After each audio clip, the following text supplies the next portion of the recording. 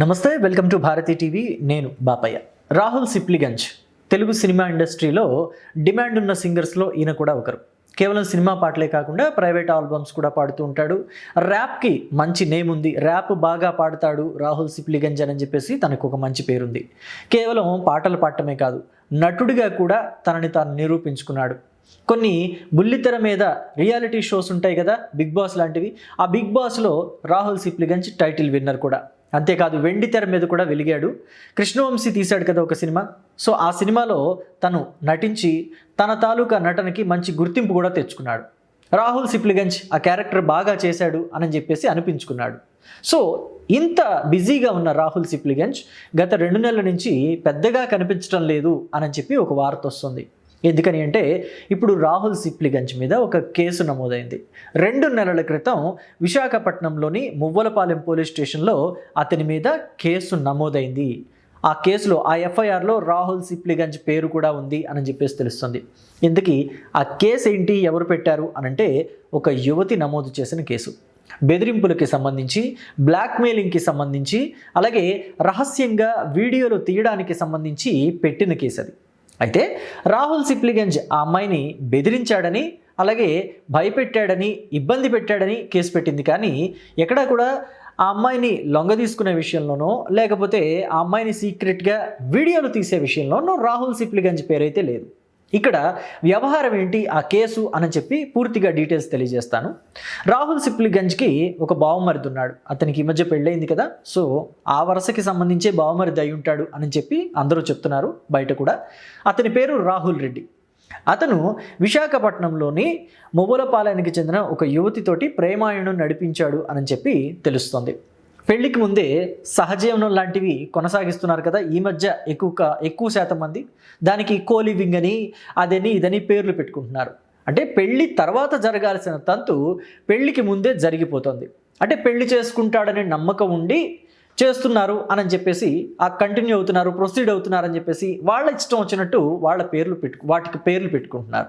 మొత్తం మీద రాహుల్ సిప్లిగంజ్ బావమరిది రాహుల్ రెడ్డి కూడా ఒక అమ్మాయితో పెళ్లికి ముందే ప్రేమాయణం, డేట్ ఆడడం, ఇలాంటివన్నీ చేశాడు అని చెప్పేసి తెలుస్తుంది.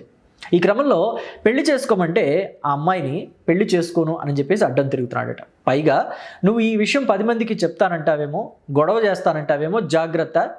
మనమిద్దరం చాలా క్లోజ్గా మూవ్ అయినప్పుడు, మనమిద్దరం చాలా క్లోజ్గా ఉన్నప్పుడు, ఏకాంతంగా ఉన్నప్పుడు కొన్ని వీడియోస్ తీసుకున్నాను. ఆ వీడియోస్ బయట పెట్టాల్సి ఉంటుంది అని చెప్పేసి ఆ అమ్మాయిని బెదిరించినట్టుగా తెలుస్తుంది. అయితే ఈ క్రమంలో రాహుల్ సిప్లిగంజ్ కూడా రాహుల్ రెడ్డికి సపోర్ట్ చేస్తూ, ఎందుకు వచ్చింది, వదిలేసాయి, ఇంతటితోటి వదిలేస్తే బాగుంటుంది, అతనికి ఇష్టం లేదంటున్నాడు కదా, వదిలేసాయి అని చెప్పేసి రాహుల్ సిప్లిగంజ్ కూడా ఆ అమ్మాయి మీద ఒత్తిడి తీసుకొచ్చినట్టు తెలుస్తుంది. పైగా హైదరాబాద్ పిలిపించుకొని కూడా రాహుల్ సిప్లిగంజ్ మాట్లాడినట్టుగా ఇప్పుడు బయట టాక్ నడుస్తుంది. ఈ క్రమంలోనే రాహుల్ రెడ్డి మోసం చేసిన క్రమంలో బెదిరించిన దానికి కారణంగా రాహుల్ సిప్లిగంజ్ మీద కూడా ఆ అమ్మాయి కేసు ఫైల్ చేసినట్టుగా సమాచారం. అలాగే ఇంకొక విషయం ఏంటంటే, ఈ కేసులో ఒక ప్రముఖ న్యాయవాదిని కూడా ఆ అమ్మాయి ఆ కేసులో ఇంక్లూడ్ చేసింది. ఆ ఎఫ్ఐఆర్లో ఆమె పేరును కూడా నమోదు చేసింది. ఆవిడతో పాటు రాహుల్ సిప్లిగంజ్తో పాటు ఇంకొక 11 మంది పేర్లు నమోదు చేసింది. వాళ్ళందరూ కూడా వ్యవహారాన్ని చక్కబెట్టడానికి వచ్చిన వాళ్లే. పైగా తీరా చూస్తే చివరికి ఆ అమ్మాయినే బెదిరించి, నువ్వు ఈ కేసును వెనక్కి తీసుకో, లేకపోతే అసలు ఈ వ్యవహారం నుంచి నువ్వే ఒక అడుగు వెనక్కి వెయ్యి, నువ్వే తగ్గు, అతన్ని వదిలేసి నీ దారి నువ్వు చూసుకో అని చెప్పేసి హితో పలికిన వాళ్లే తప్ప, గతంలో ఇద్దరు కలిసి ఉన్నారు, ఇద్దరు ఇష్టపడ్డారు కదా, ఇప్పుడు ఆ అమ్మాయిని వదిలేయటం తప్పు, నువ్వు ఆ అమ్మాయిని పెళ్లి చేసుకో అని ఎవరూ కూడా చెప్పలేదు. అందరూ నన్ను బెదిరించిన వాళ్లే అని చెప్పి ఆ అమ్మాయి కేసు పెట్టిందట. వీళ్ళందరి మీద ఒక 13 మంది మీద కేసు పెట్టింది. రాహుల్ రెడ్డి కాకుండా మిగతా ఒక 13 మంది మీద కేసు పెట్టినట్టుగా తెలుస్తుంది. ఈ క్రమంలోనే ఎఫ్ఐఆర్ నమోదైంది.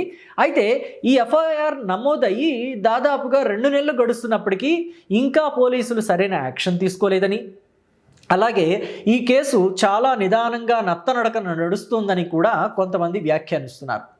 అసలు ఆంధ్రప్రదేశ్లో ఇప్పటివరకు ఆడపిల్లలకి ఎవరికైనా అన్యాయం జరిగింది అనే విషయం బయటకు వస్తే మాత్రం ప్రభుత్వం సీరియస్గా యాక్షన్ తీసుకుంటుంది. కానీ ఇది రేప్ కేసో లేకపోతే ఇంకొకటో కాదు. ఇది ఇద్దరి మధ్య ఇష్టపూర్వకంగా కొంతకాలం పాటు గడిపిన తర్వాత ఇప్పుడు ఆ అబ్బాయికి ఇష్టం లేదని అడ్డం తిరగటం వల్ల పెట్టిన కేసు.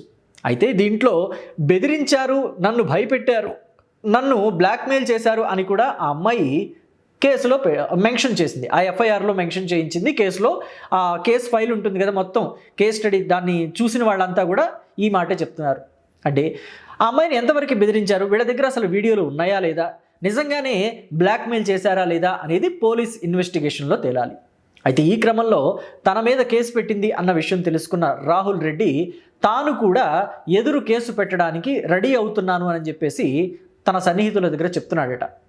అసలు యాక్చువల్లీ ఆ అమ్మాయి నన్ను బ్లాక్మెయిల్ చేస్తుంది, నేను కాదు బ్లాక్మెయిల్ చేయటం, మేము కాదు బెదిరించటం, మమ్మల్ని తానే బెదిరిస్తుంది, నేనే తిరిగి ఆ అమ్మాయి మీద కేసు పెడతాను అని చెప్పేసి అతను చెప్తున్నాడట. రాహుల్ సిప్లిగంజ్ బావమరిది రాహుల్ రెడ్డి. సో మరి ఈ వ్యవహారం ఎక్కడికి వెళ్ళి ఆగుతుంది? అసలు ఆ అమ్మాయి గనక చెప్పేదంతా నిజమే అయితే ఆ అమ్మాయిని బెదిరించిన విషయంలో రాహుల్ సిప్లిగంజ్ కూడా అరెస్ట్ అవటం పక్కానా? రాహుల్ సిప్లిగంజ్ ఇప్పుడు ప్రస్తుతం ఎక్కడున్నాడు? మీడియా ఎవరికి కూడా, అంటే ఈ వ్యవహారం బయటకు వచ్చిన తర్వాత, ఈ కేసు విషయం బయటకు వచ్చిన తర్వాత, ఆ అమ్మాయి ఒక 13 మంది మీద కేసు పెట్టిందన్న వ్యవహారం వెలుగులోకి వచ్చిన తర్వాత రాహుల్ సిప్లిగంజ్ ఎందుకు సడన్గా ఎవరికి కూడా అందుబాటులో లేడు? మీడియా వాళ్ళు ఎవరు ఫోన్ చేసినా సరే, అంటే చాలా మీడియా హౌసెస్ దగ్గర సెలబ్రిటీస్ నెంబర్స్ ఉంటాయిగా, పైగా Rahul Sipligunj Bigg Boss winner కూడా, అలాగే సినిమా నటుడు కూడా, సింగర్ కూడా, ఇన్ని టాలెంట్లు ఉన్న రాహుల్ సిప్లిగంజ్ నెంబర్ ఖచ్చితంగా పెద్ద పెద్ద మీడియా హౌసెస్ దగ్గర ఖచ్చితంగా ఉంటాయి, సినీ జర్నలిస్టుల దగ్గర కూడా ఉంటాయి. ఏం జరిగింది ఏంటి అని చెప్పి వివరణ అడగాలని ప్రయత్నించిన రాహుల్ సిప్లిగంజ్ ప్రస్తుతం అందుబాటులో లేడు. రాహుల్ రెడ్డి కూడా అందుబాటులో లేడు, ఆయన బావమరిది. ఇద్దరు కూడా అబ్స్కాండ్ అయ్యారు అని చెప్పి బాగా టాక్ నడుస్తుంది. ఇంటర్నెట్లో ఇది హాట్ టాపిక్గా మారింది. మరి రాహుల్ సిప్లిగంజ్ అందుబాటులోకి వస్తాడా? అందుబాటులోకి వస్తే వాళ్ళని అరెస్ట్ చేసే అవకాశం ఉంటుందా? ఒకవేళ ఆ అమ్మాయి మీద బ్లాక్మెయిలింగ్కి పాల్పడింది, ఆ అమ్మాయిని వీడియోలు తీసి ఇబ్బంది పెట్టిందే నిజమైతే ఆంధ్రప్రదేశ్ ప్రభుత్వం వెంటనే రాహుల్ సిప్లిగంజ్ని అరెస్టు చేస్తుందా? ఎందుకంటే ఇప్పటికే చాలా కేసుల్లో ఆడపిల్లలకి అన్యాయం చేశారని తెలిసిన కేసులు ఏవైతే ఉన్నాయో, ఆడపిల్లలకి అన్యాయం జరిగిన కేసులు ఏవైతే బయటకు వచ్చినాయో వాటిల్లో చాలా స్ట్రిక్ట్గా వ్యవహరించింది ఏపీ సర్కార్. మరి రాహుల్ విషయంలో కూడా అంతే స్ట్రిక్ట్గా వ్యవహరిస్తుందా లేదా? చూద్దాం ఏం జరుగుతుందో. మీరు కూడా మీ అభిప్రాయాన్ని కామెంట్ బాక్స్లో తెలియచేయండి. Thank you.